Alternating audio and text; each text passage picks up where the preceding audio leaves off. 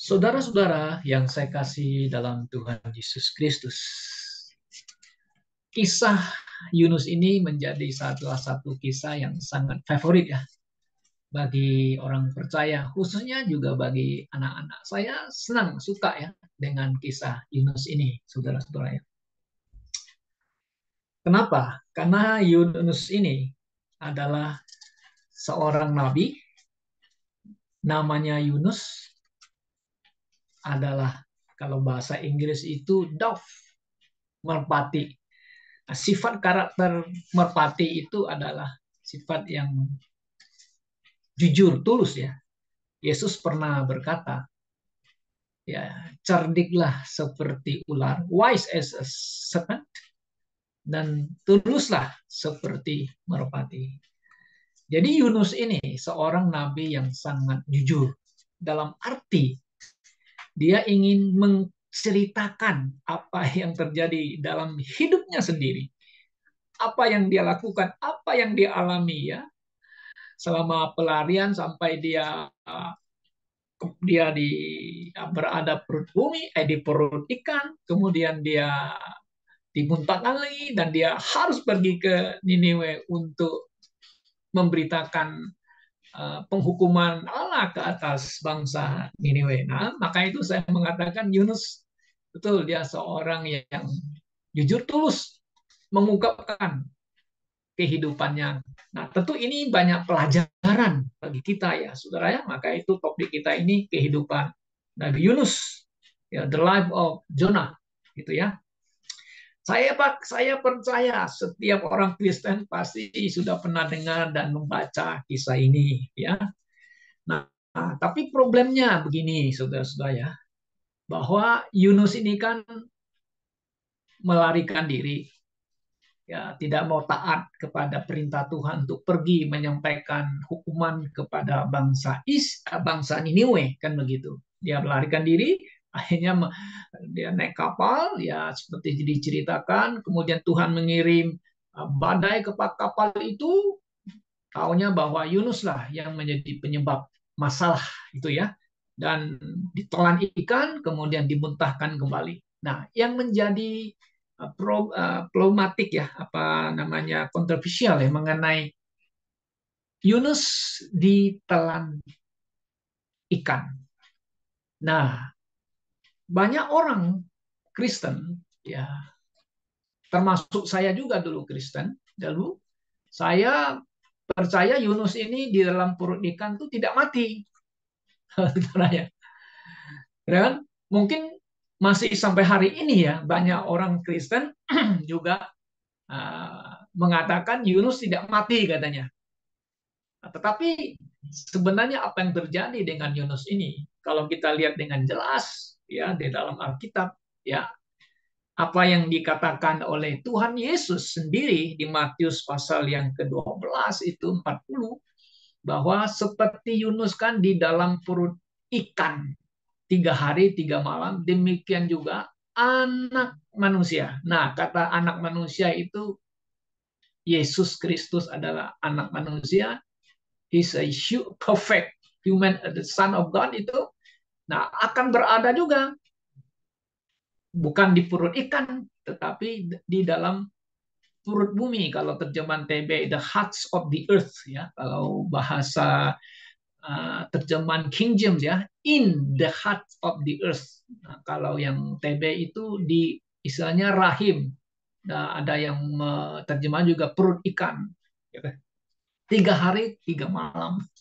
Jadi Yesus berada di jantung bumi atau di perut ikan 3 hari 3 malam. Yesus mati nggak sekarang?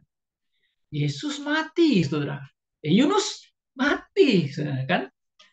Jadi Yesus itu mati. Nah, bagi sebagian orang liberal kita mengatakan, mereka mengatakan ini kisah Yunus ini adalah hanya suatu dongeng, the impossible katanya. Nggak mungkin lah, itu cerita faktual. Ini adalah cerita-cerita yang diturunkan dari generasi ke generasi, lalu menjadi satu kisah faktual, ya begitu ya. Ini Kristen liberal Saudara, kalau saudara pergi ke seminari-seminari Kristen liberal, seperti yang STT yang ada di Jakarta itu, yang ada di depan patungnya Soekarno-Hatta, ya kan ada STT-nya Jakarta ya, itu boleh dikatakan itu sekolah teologi liberal. Semua teologi boleh dipelajari, boleh dianut, begitu ya. Nah, mereka tidak percaya itu kisah Yunus ada kisah faktual. Nah, sekarang kita orang Bible Believers Church percaya this is a real history, real fact, ya, fakta. Kenapa? Karena Yesus sendiri percaya. Masa kita tidak percaya apa yang diomongkan Yesus atau yang dikatakan oleh Yesus? Yesus percaya, ya seperti kan Yunus berada dalam perut ikan 3 hari 3 malam, demikian juga anak manusia akan berada di dalam rahim atau perut bumi 3 hari 3 malam. Nah, ini yang menjadi permasalahan di antara orang-orang yang tanda kutip, tanda itu ya, tanda kutip ya, ada Kristen liberal, tapi kita adalah Kristen, ada true Christian ya, Bible Believer Church. Nah, jadi saudara-saudara yang saya kasih dalam Tuhan Yesus Kristus. Nah, sekarang gini, ya, kalau kita lihat di dalam kitab Yunus sendiri, saudara ya, apa yang terjadi itu bahwa Yunus melarikan diri dan Tuhan mengirim badai dan dia masuk ke dalam perut ikan, ya kan? Nah, sekarang hanya orang mengatakan, ya Yunus itu tidak mati karena dia berdoa. Itu pasal yang kedua. Nah, saudara, Yunus berdoa, ya di situ dikatakan berdoa. Sekarang kita bertanya lah, manusia berada di dalam laut atau dalam air, ya kan? Berapa lama dia bisa bertahan bernafas? Nah, kalau menurut teori ilmu pengetahuan, itu manusia hanya bisa tahan 60 sampai 90 detik tanpa bernafas di dalam air. Nah, di dalam air. Itu. Ini dalam air loh, saudara-saudara. Kalau melewati 3 menit sampai 5 menit, ada kemungkinan otaknya bisa rusak. Kecuali mereka yang sudah terlatih, yaitu pasukan katak atau marinir yang selalu berenang di air, di laut, latihan, mereka pun kalau sudah terlatih hanya bisa 3 menit atau mungkin lebih lagi sedikit. Kalau 5 menit itu wah, itu udah luar biasa. Nyelam ya dalam air gitu ya. Nah, saudara, jadi menurut ilmu pengetahuan, tidak mungkin manusia itu bisa hidup sudah 3 hari 3 malam dalam perut ikan. Itu impossible, saudara-saudara. Berarti Yunus betul mati. Betul dia mati. Nah, sekarang dia berdoa dalam perut ikan kan di sini dikatakan. Nah, maksudnya apa? Nah, ini yang dimasukkan oleh Alkitab firman Tuhan. Kan digambarkan oleh Yesus berada dalam perut bumi, ya jantung bumi. Nah, waktu Yunus mati, jiwanya itu pergi ke alam baka. Nah, alam baka itu terjemahan TB, tapi itu terjemahan Kingnya adalah neraka. Nah, seperti yang kita tahu di dalam Lukas pasal 16, Yesus pernah menceritakan kan orang kaya sama Lazarus, ya dua-duanya mati berada di sana. Ya, nah, di alam baka itu di mana? Nah, kita yakin ya, dispensasi ya, orang yang menaruh bahwa alam baka itu ada di dalam jantung bumi, perut bumi, neraka di situ karena ada 2 kompartemen atau 2 ruangan. Yang satu adalah paradis, pangkuan Bapak Abraham, yang satu adalah tempat penderitaan. Nah, maka itulah si orang kaya mati itu dia mohon. Nah, mohon, oh Bapak Abraham tolonglah Lazarus supaya itu kasih setetes saja air kepada lidahku. Nah, kalau gitu boleh itu Lazarus dibangkitkan. supaya dia pergi ke rumah aku, ke rumah saya, karena bapakku sana masih ada kan di dunia, supaya mereka jangan masuk ke sini. Nah, itu permohonan, itu doa, saudara. Yunus doa, yes, maka jiwanya kan doa ada di alam baka, di neraka itu. Nah, kemudian kita lihat Yunus dimuntahkan, dibangkitkan kembali. Oke. Nah, saudara-saudara yang sekasih dalam Tuhan Yesus, apa yang bisa kita petik sebagai pelajaran kita ya? Nah, bahwa yang pertama kita lihat Allah Israel adalah Allah yang mengasihi bangsa-bangsa. Nah, oleh sebab itu Allah mengutus Yunus supaya dia pergi ke kota Niniwe karena dosa mereka sudah naik sampai kepada hadirat Allah. Jadi artinya udah ini udah nggak bisa dibiarkan, ini harus dipanis, harus dihukum nih bangsa ini. Tetapi sebelum dihukum, nah Allah itu mau memperingati mereka terlebih dahulu. Allah itu tidak semena-mena, saudara-saudara ya. Karena itu dia minta, you Yunus, you Nabi, pergilah ke sana untuk memberitakan penghukuman itu. Jika mereka tidak mau dengar, bertobat, ya udah itu akan dihukum kan. Nah, karena Yunus ini kan orang Yahudi, orang Israel, gitu ya. Ya, dia tahu, mengerti, memahami bahwa Allah Israel adalah Allah yang pengasih, penyayang. Karena itu dia tidak rela mau pergi, saudara-saudara.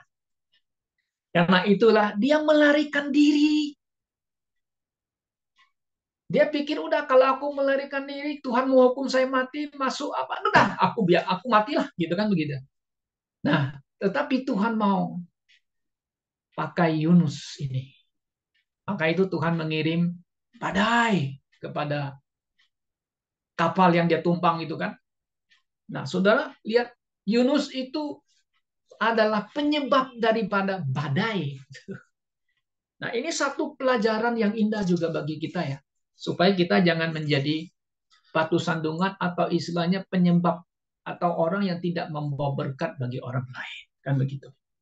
Nah, saudara, akhirnya Yunus dibuang ke laut. Dia pikir, udah kalau mati kan saya nggak pergi ke Niniwe lagi. Kenapa? Karena dia tahu dalam hatinya ya, Tuhan itu Allah yang berbelas kasihan.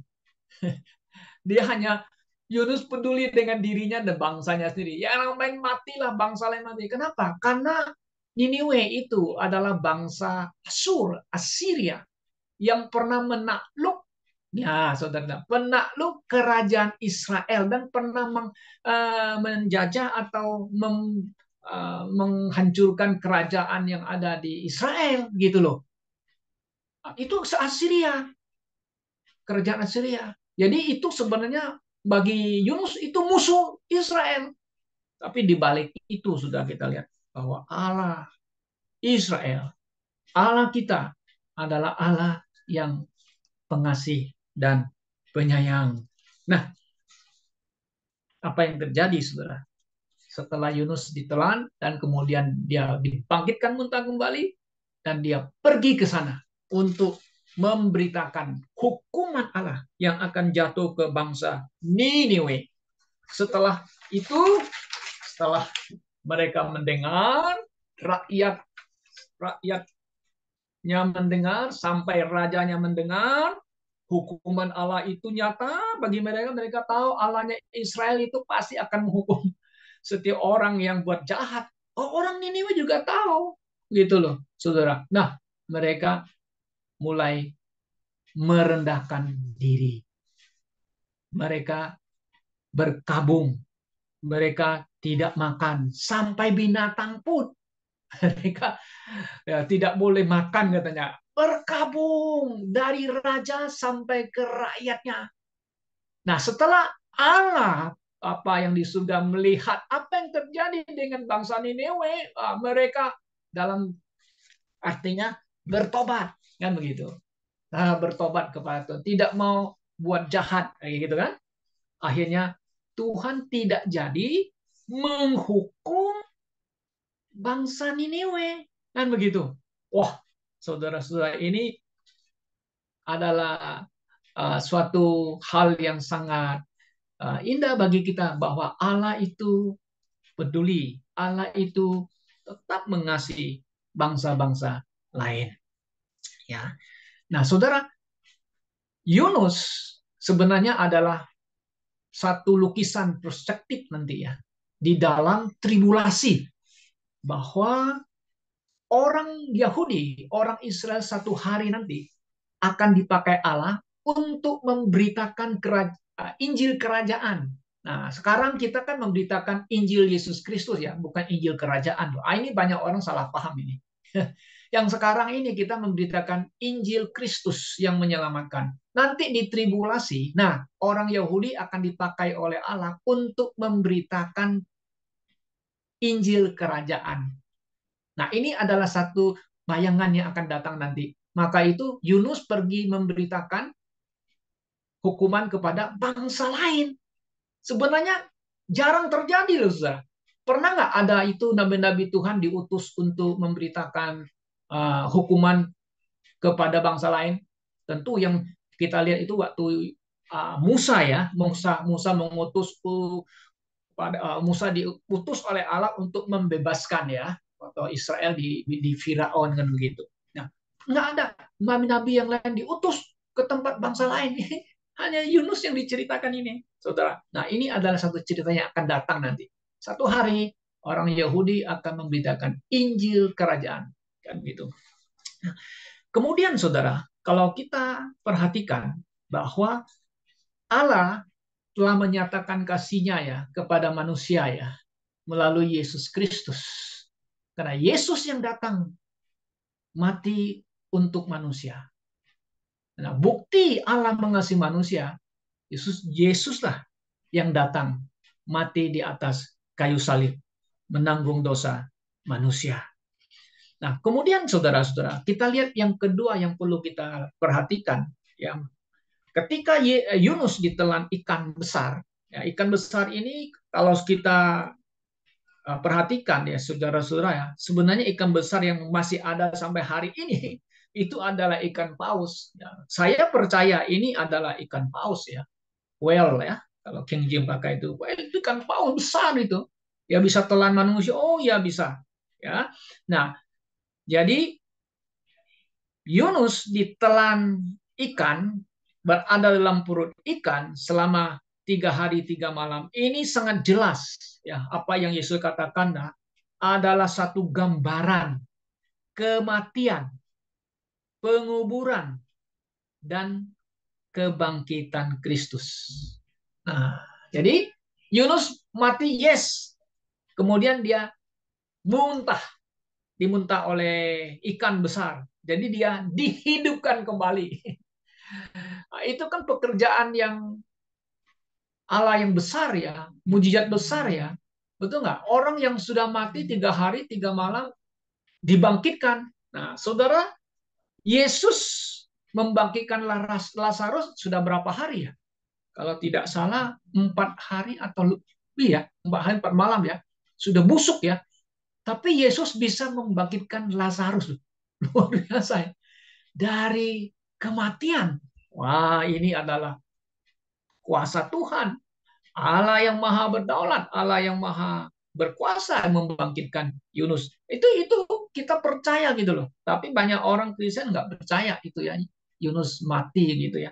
Ya, kalau dia mati, Tuhan bisa bangkitkan. Nah, saudara masih ingat khotbah yang saya sampaikan itu, Allah memerintahkan Abraham untuk atau mempersembahkan Ishak sebagai persembahan korban bakaran, dan Abraham taat. Ketika dia mau menyembelih anaknya, saudara, dia kan berpikir, sekalipun Ishak mati, Allah akan membangkitkan Ishak. Wah, Jadi Abraham itu percaya ada kebangkitan loh, saudara. Anda bisa bayangkan dalam perjanjian lama Abraham pun percaya, gitu loh, akan dibangkitkan, gitu. Nah, jadi Yunus di dalam perut ikan sangat jelas menggambarkan kematian, penguburan Yesus. Wah, Yesus dikubur. Oh ya. Kemudian Yesus bangkit kembali dari mati. Saudara-saudara yang saya kasih dalam Tuhan Yesus. Pak, ini adalah gambaran yang sangat nyata, real ya, apa yang dikatakan oleh Tuhan Yesus Kristus. Kenapa? Karena Yesus tidak mungkin berada terus di dalam jantung bumi atau alam baka. Dia harus bangkit karena dia adalah anak Allah, domba Allah yang telah disembelih, dan dia harus dibangkitkan. Nah, kalau orang tidak percaya Yesus bangkit, saudara-saudara, lalu mereka mengatakan Yesus itu tidak mati. Katanya loh, Yesus itu secara rohani bangkit. Nah, ini bangkit rohani. Ada orang Kristen juga yang percaya begitu ya. Ini memang ajaran banyak hal yang aneh-aneh gitu. Kenapa mereka mengatakan seperti Yunus tidak mati, pingsan dalam perut ikan. Setelah 3 hari orang pingsan enggak mati, enggak busuk ya, pasti busuk kan. Yesus tidak mati, tapi pingsan waktu diletakkan di kuburan yang berbatu itu, karena batunya dingin, tiba-tiba Yesus bangkit lagi. Saudara, itu banyak teori-teori gitu. Itu banyak juga ada orang Kristen percaya begitu loh, saudara.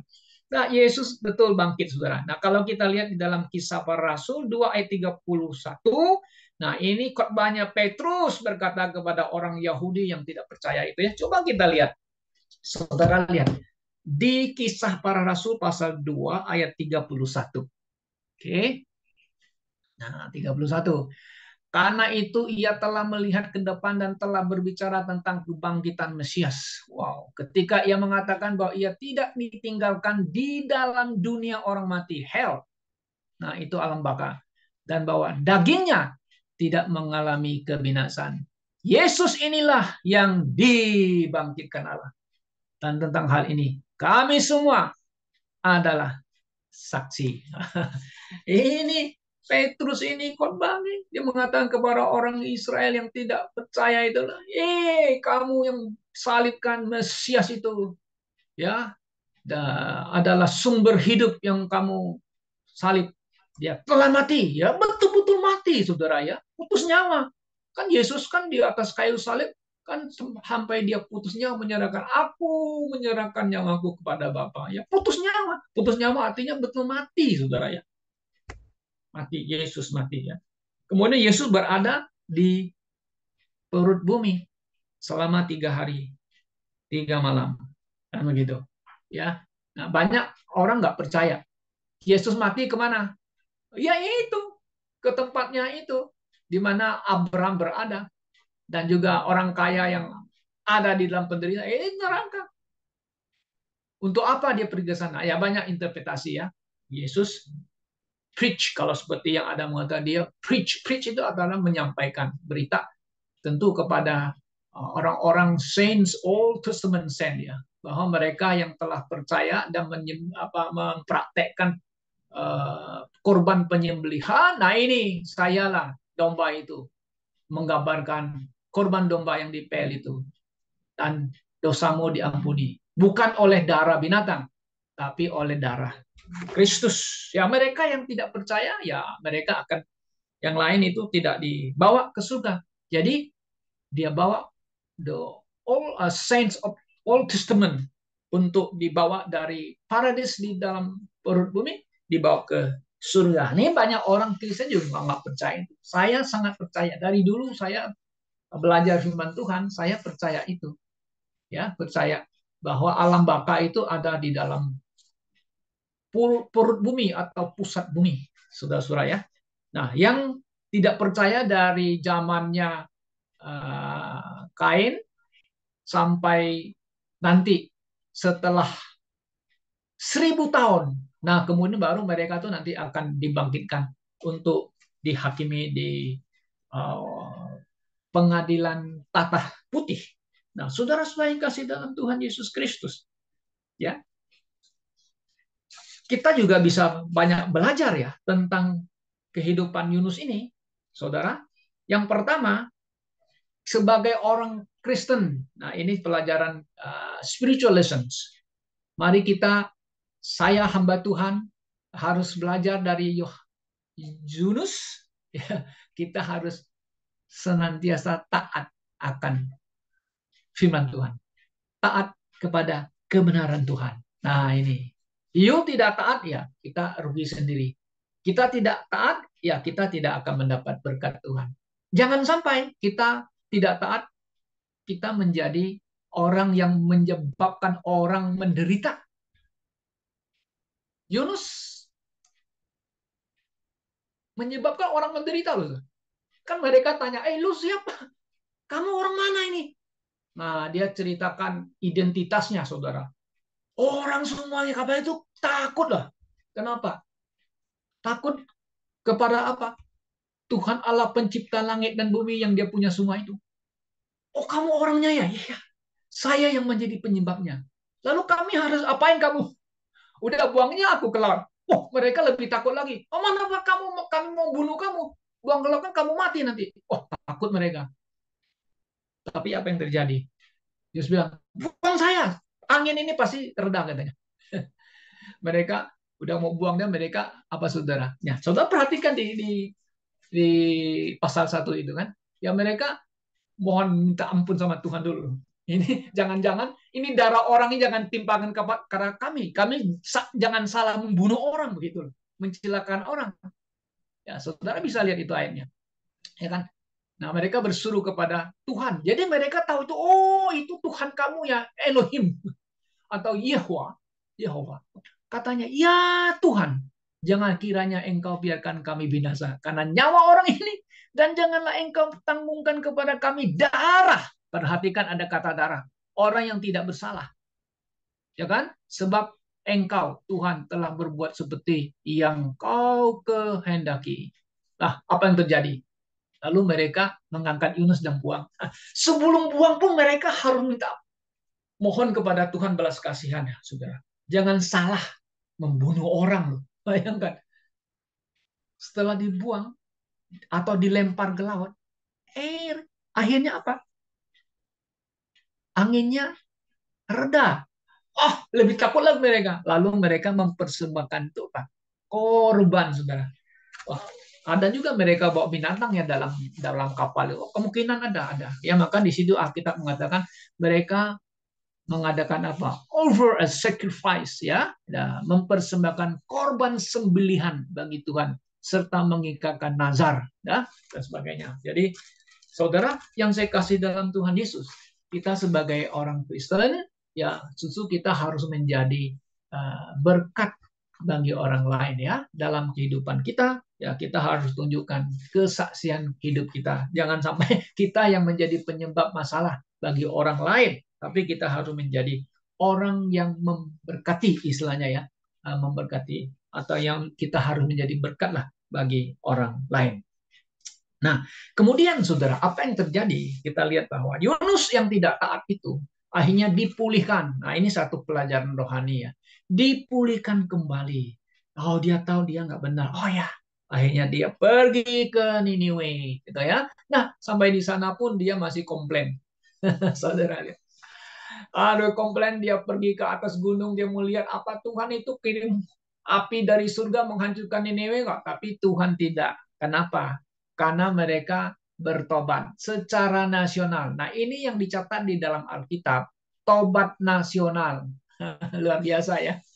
Nah, kalau satu bangsa kalau bisa begitu seperti kota Niniwe, wah luar biasa ya. Tuhan akan mengampuni bangsa itu ya dan memberkati bangsa itu. Itu namanya tobat nasional, saudara-saudara. Nah, sekarang kalau kita balik lagi, ini orang Israel, bangsa Yahudi, nah sudah bertobat nasional belum? Kita balikin lagi ya. Sudah saudara, sudah tobat nasional? Sudah percaya kepada Tuhan Yesus, Juru Selamat yang mereka telah salibkan? Wah, nampaknya belum ini.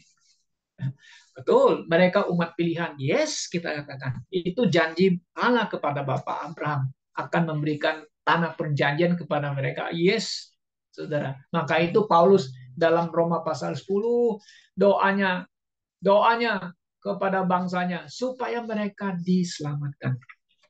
Nah, saudara-saudara, sebagai orang percaya, kita diberikan kesempatan untuk memberitakan Injil kepada bangsa-bangsa lain. Siapa yang memberitakan Injil keselamatan? Ya, bangsa lain kepada umat Israel kan?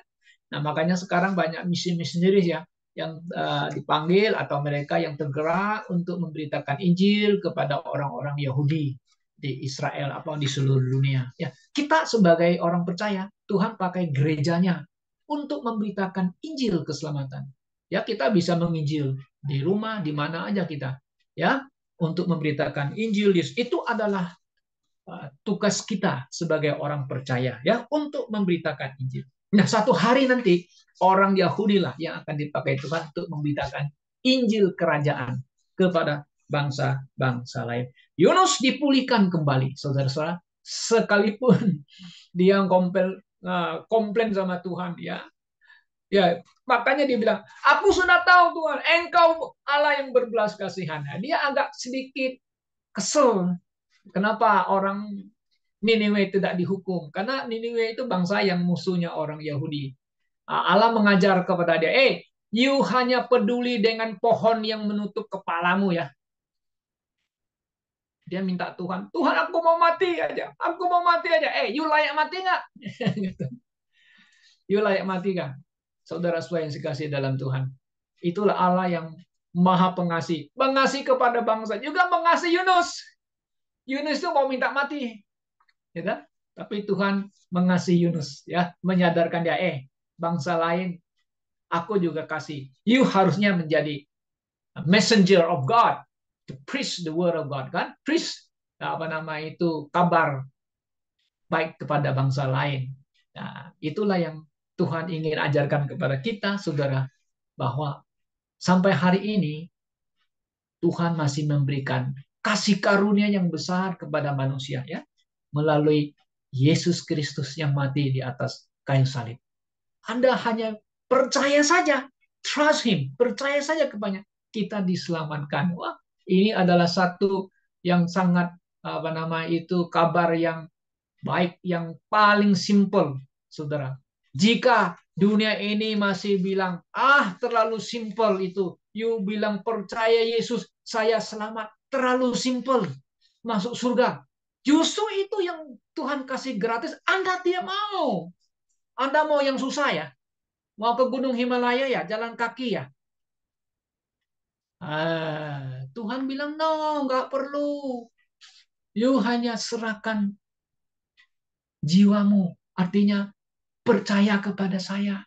Nah, dengan hatimu dan dengan mulutmu, engkau mengaku Yesus Kristus adalah Tuhan dan Juru Selamatmu, maka kamu akan diselamatkan. Kita akan diselamatkan. Sangat simple.